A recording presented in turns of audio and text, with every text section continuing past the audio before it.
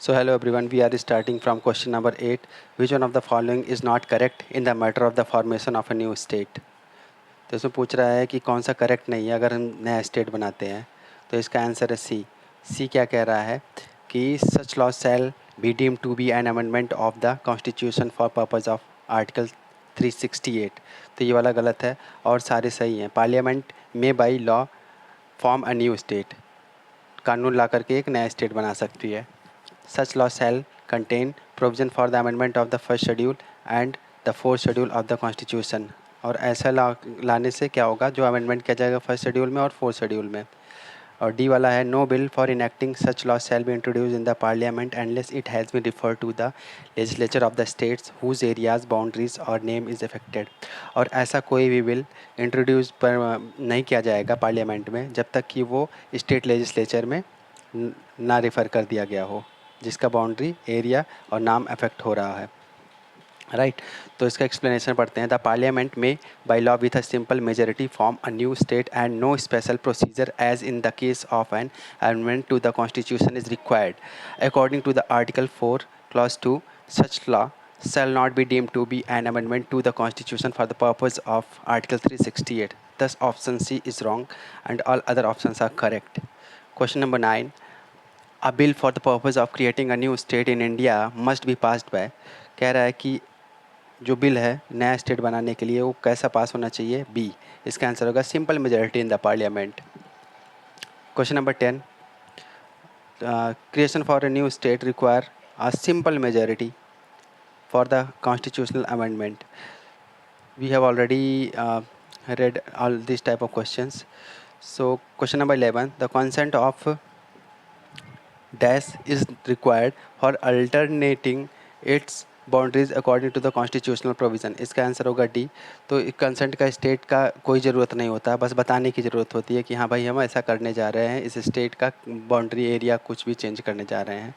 और उनके कंसेंट का कोई ज़रूरत नहीं है। अगर वो कंसेंट वो उन सहमत हैं तो भी, ना सहमत है तो भी पार्लियामेंट चेंज कर सकती है।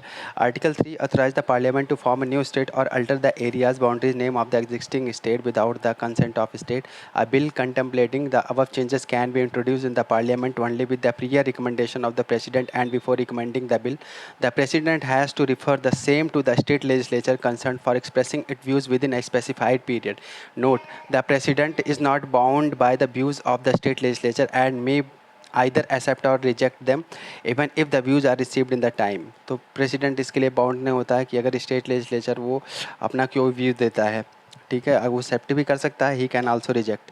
Question number 12। Union territory India are administered by, किससे एडमिनिस्ट्रेट किया जाता है, द प्रेसिडेंट के द्वारा एडमिनिस्ट्रेट किया जाता है।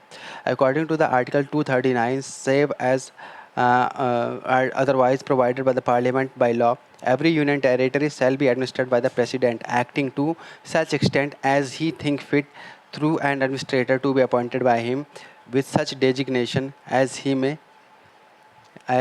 may specify।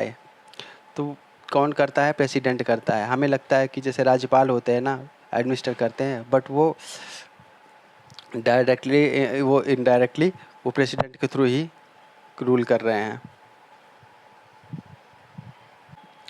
Question number 13। India is not a union, गलत है ये। रीज़न कह रहा है union parliament has the power to alter the area boundary and name of any state without its consent. Second वाला सही है। Right. Question number 14। Which among the following is not a constitutional provision for the formation of a new state. तो इसमें क्या कह रहा है कि इसका है डी, आई स्टेट में इंक्लूड अ यूनियन टेरिटरी। ये वाला गलत है और सारे सही है। Increase the area of any state, diminish the area of any state, alter the name of any state. मतलब जो नया स्टेट बनाने के लिए क्या किया जा सकता है, किसी भी स्टेट का एरिया को कम किया जा सकता है, बढ़ाया जा सकता है, अल्टर नाम भी चेंज किया जा सकता है। Question number 15। Which of the following is not possible by law of a parliament under article 3 of the constitution. क्या नहीं पॉसिबल है, D, admission of a new state नहीं पॉसिबल है और तीनों चीज़ें पॉसिबल है। राइट।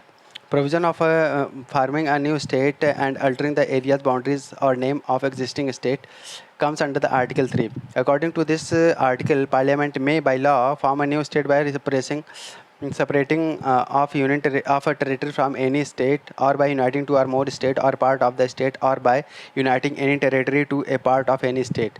वो क्या कर सकता है? Increase area, diminish area of any state, alter the boundary of the any state, alter the name of any state. Provision for the admission or establishment of a new state comes under Article 2. अगर कोई नया state बनाना है और admit करना है, establish करना है, तो वो आर्टिकल 2 के तहत आएगा. Question number 16, consider the following statement and answer using the given codes. ठीक है, तो इसमें हम डायरेक्टली इसका सोल्यूशन पढ़ते हैं. इसका होगा डी, मतलब सारे सही हैं. अब देखो क्या है इसका स्टेटमेंट, देखो पहले. The term union of state has been used in the constitution because Indian state have no right to of separation. Right, तो इंडियन स्टेट में कोई स्टेट सेपरेट नहीं हो सकता है इंडिया से.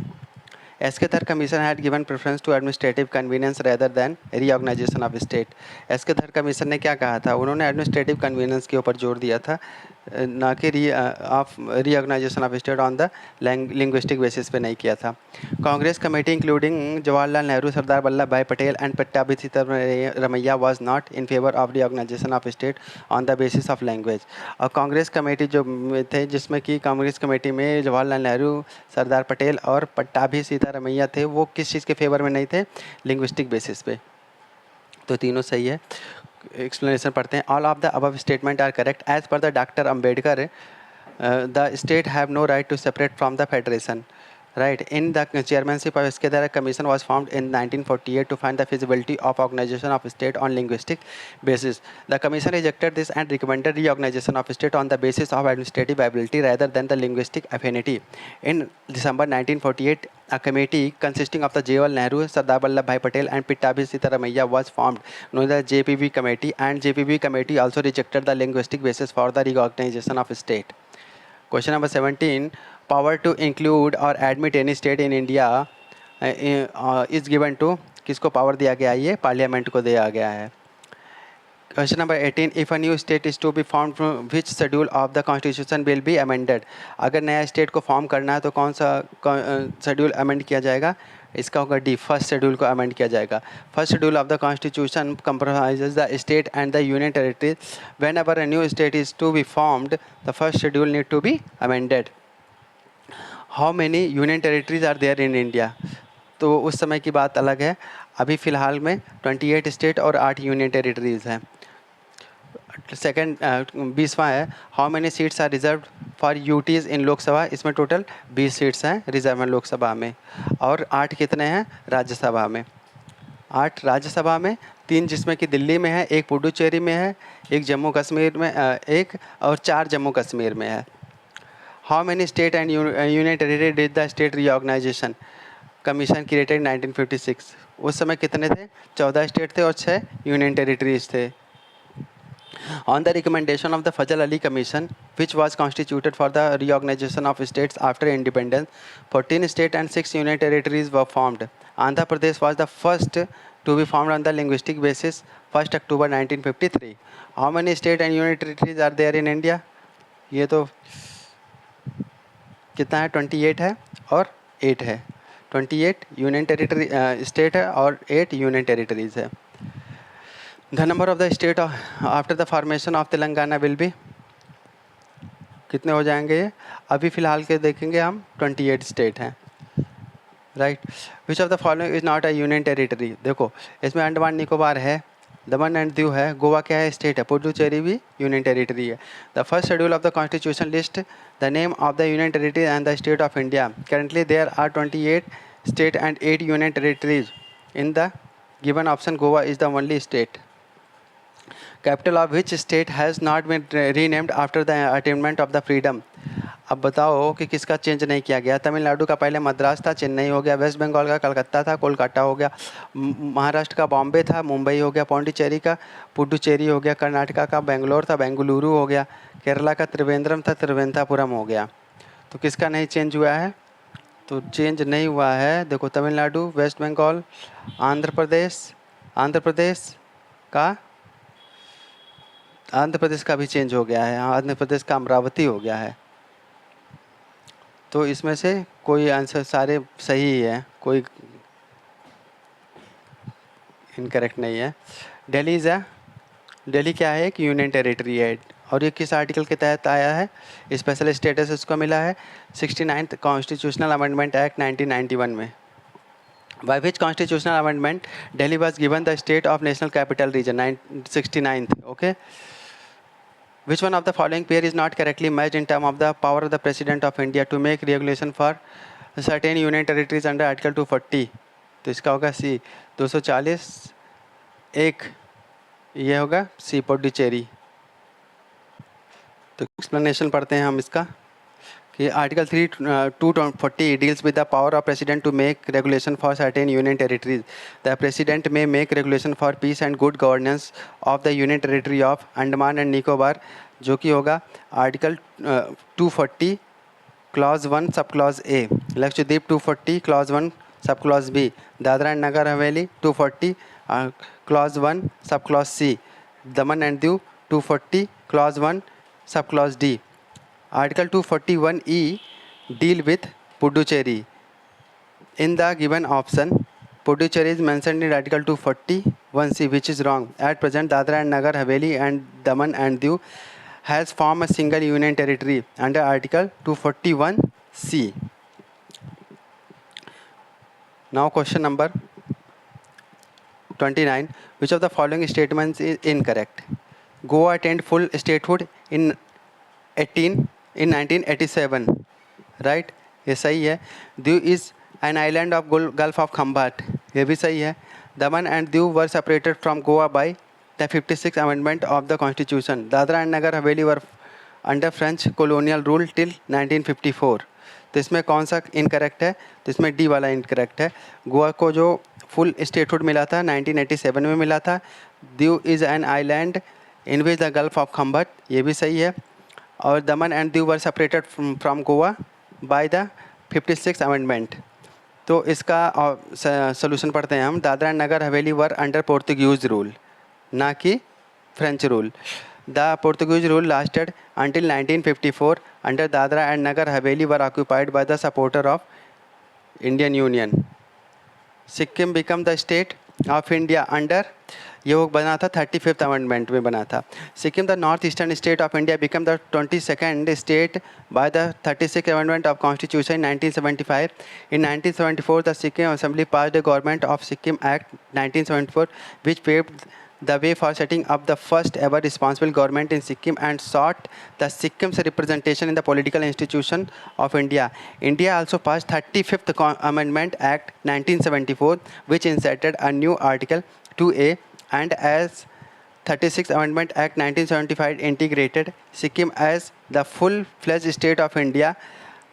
22nd state बना था ये। As 36th Amendment is not in the given option, so 35th amendment will be the correct answer. Which of the following constitutional amendment integrated Sikkim as full-fledged state? तो ये होगा क्या, C 36। 32 क्या दिया है, a separate वनांचल state carved out of Bihar can be made possible by, इसका क्या होगा आंसर 32 का, D होगा, none of these. The power to form a new state by the separation of territory from any state has been given the parliament under Article 3 of the Constitution. 33. Which of the following is correct chronological order of the formation of the state as full state of Indian Union? इसका होगा क्या होगा, सबसे पहले क्या बना था, सबसे पहले नागालैंड बना था, वो बना था 1963 में। फिर हरियाणा बना था 1966 में।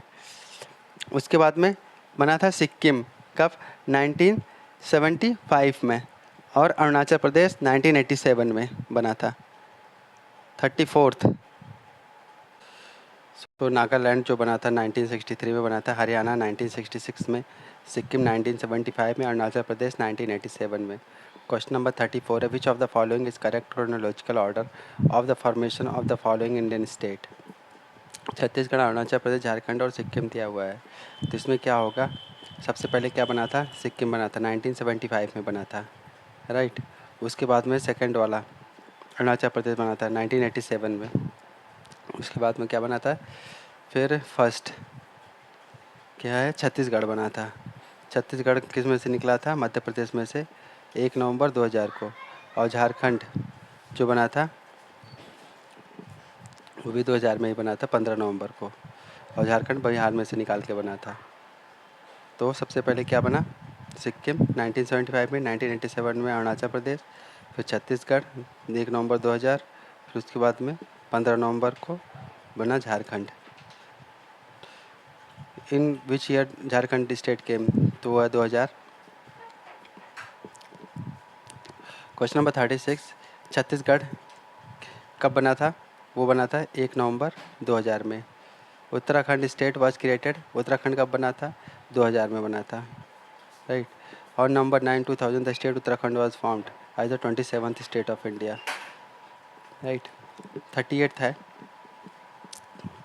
इसमें पूछा था कि the following state were created after 1960, arrange them in ascending chronological order.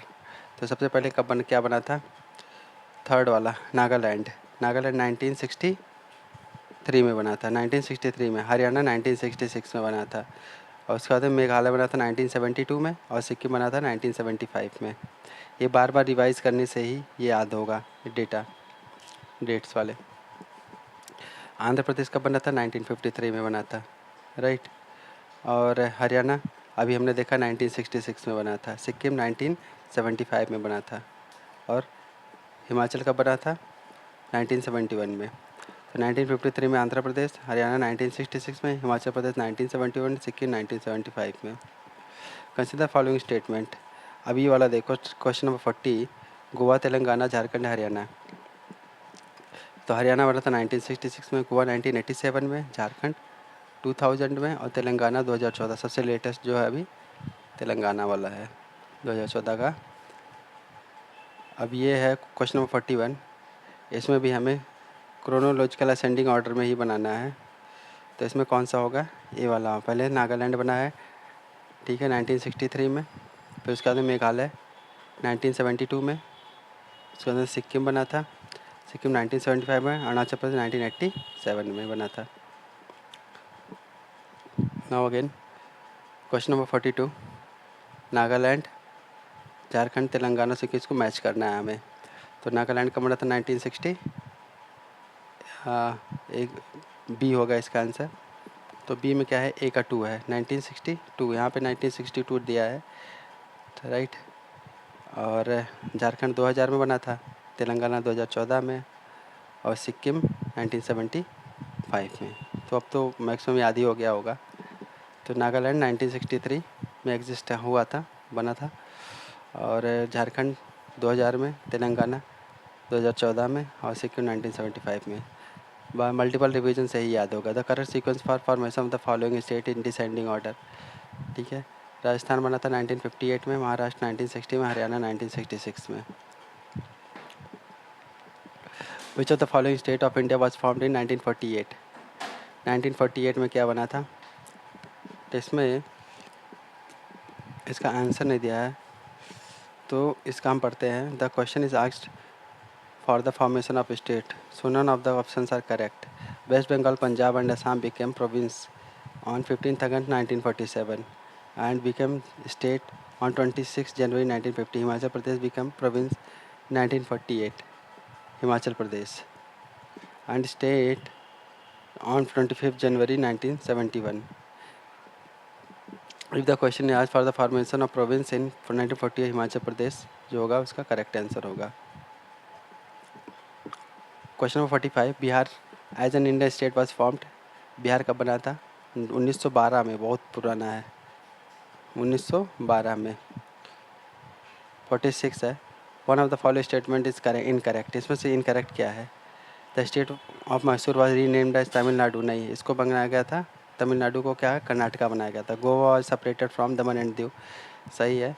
The state of Bombay was split into Gujarat and Maharashtra, ये भी सही है। Himachal Pradesh was previously in the list of union territories, ये भी सही है। तो 46 का ए गलत है। Now 47, ULFA extremist are related to which state, ULFA. तो ये था कहाँ से, ये था आसाम से। 47 का ए होगा। द उल्फा का फुल फॉर्म है United Liberation Front of Assam, is a separatist outfit operating in Assam. It was founded in 7 April 1979। People's War Group, ये कहाँ पे था, ये था आंध्र प्रदेश में। People's Power Group was establish in Kondapalli Sitaramayya on by Sitaramayya on 22 April 1980, Andhra Pradesh. Kaveri river कहाँ कहाँ का डिस्प्यूट है? इसका आंसर होगा डी, कर्नाटक, तमिलनाडु, पुडुचेरी, केरला और किस चीज़ का है? तमिलनाडु हो गया, कर्नाटका हो गया, पुडुचेरी और Kerala. Question number 50, the commission of reorganisation of state on the basis of language established in, ये कब आया था? 19, यहाँ पे आंसर दिया नहीं है, 1953 में हुआ था। पहला हुआ था कौन सा? आंध्र प्रदेश। और उसके बाद में स्टेट रीऑर्गेनाइजेशन एक्ट कब पास हुआ था? 1956 में। The state were reorganised on the basis of language in 1956, right? In which year were the separate state reorganised on the linguistic basis? 1956। ये तो बहुत ही बार क्वेश्चन पूछा गया है। और पहला स्टेट कौन सा लिंग्विस्टिक बेसिस पे? Andhra Pradesh. Multiple time asked question. Which are the following is the first state in India to form? Same question again, Andhra. 1953, Andhra Pradesh was the first state to be created on the linguistic basis by separating the Telugu speaking areas of Madras side. Question number 55, which of the following, which state enjoys the distinction of being created on the linguistic basis? Again the same question, Andhra Pradesh. 56, Andhra Pradesh was created in 1953, right? So 57th question, in which year were the Indian state reorganized on the recommendation of the State Reorganization Commission? 1956. So यहाँ पे ये states and union territories समाप्त हुआ, and in the next video we will start with the citizenship, right? Thank you so much. Bye.